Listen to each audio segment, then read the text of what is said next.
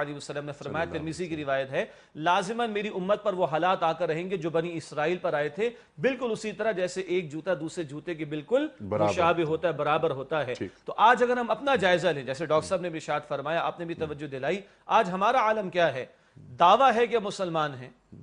ٹھیک، اور ہم نمازیں ضائع کر کے بھی مسلمان ہیں،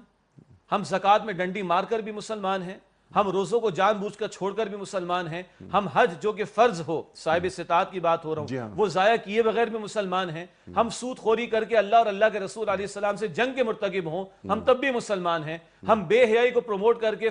جو ہے وہ پھیلا کر اللہ کے غضب کو دعوت دیں، ہم پھر بھی مسلمان ہیں، ہم ملاوٹ کریں پھر بھی مسلمان ہیں، اور ہماری تمنا کیا ہے؟ آج ہم سے کوئی پوچھے کہ یہودی کہاں جائے گا، ہم فٹ کہتے ہیں کہ جہنم میں جائے گا، نصرانی کہاں جائے گا، ہم فوراً کہتے ہیں جہنم میں جائے گا، فلاں کافر کہاں جائے گا، وہ فوراً کہتے ہیں جہنم میں جائے گا، اور ہم کہاں جائیں گے؟ ہم جنت میں جائیں گے۔ Is it so simple؟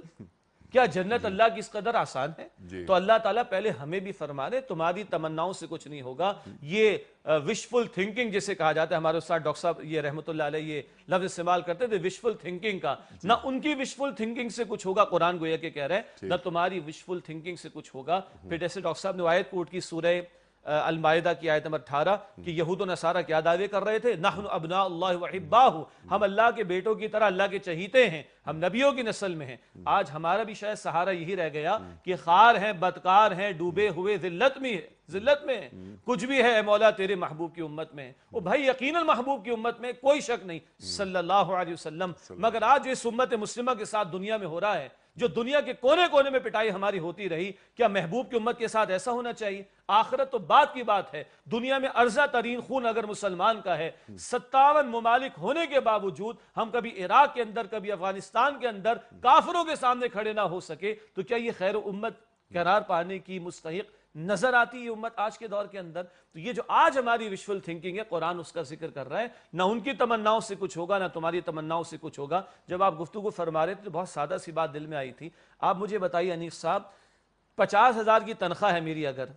کیا تمناؤں سے ملتی ہے مجھے؟ کبھی گھر بیٹھے کبھی مجھے ملتی؟ میرے بچے کو میں نے اسکول میں ایڈمیشن دلا رکھا ہے، اس کے میں اے سٹارز چاہتا ہوں، کل اس کو میں ماسٹر پی ایچ ڈی اور ایم فل کرانا جانے کیا کچھ کرانا چاہتا ہوں، کیا تمناؤں سے یہ بھی مجھے مل سکتا ہے؟ تمنا سے میرے بچے کو 100 روپے کی آئس کریم نہیں مل سکتی، تمنا سے مجھے اور آپ کو محض تمنا کرنے سے 50,000 کی تنخواہ نہیں مل سکتی۔ آپ اور میں ہم تمنا کر کے چاہیں کہ اللہ مل جائے، اللہ کے رسول مل جائیں، اور اللہ کی جنت مل جائے، اور آخرت کی ابد الآباد کی ہمیشہ کی زندگی کی کامیاب مل جائے، ہم کس خوش فہمی کے اندر مبتلا ہیں؟ تو قرآن اس مقام پر بے عملی،